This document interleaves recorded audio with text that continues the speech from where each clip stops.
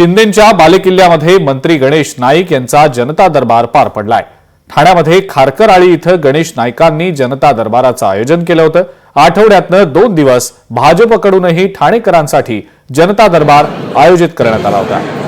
दरम्यान एकनाथ शिंदे यांची राजकीय कोंडी करण्याचं राजकारण सुरू आहे की काय अशी कुजबूज या निमित्तानं सुरू झालेली आहे। 4.5 तास जनता दरबार चालला।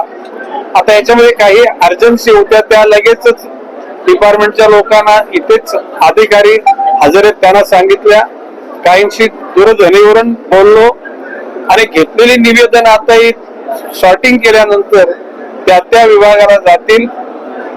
पुढच्या 1 महिन्यानंतर जनता दरबार ठाण्यामध्ये होणार आणि म्हणून या महाराष्ट्रामध्ये म्हणजे किंवा भारतामध्ये नरेंद्र मोदींच्या नेतृत्वाखाली निर्भयपणे जगणारा नागरिक साध्या सोप्या पद्धतीनं म्हणजे साधी राहणी असेल परंतु परिपूर्ण जीवन जगण्याची शैली त्याच्याकडे असेल असं वातावरण निर्माण करण्याकरता आम्ही सगळेजण कामाला लागलेलो आहोत।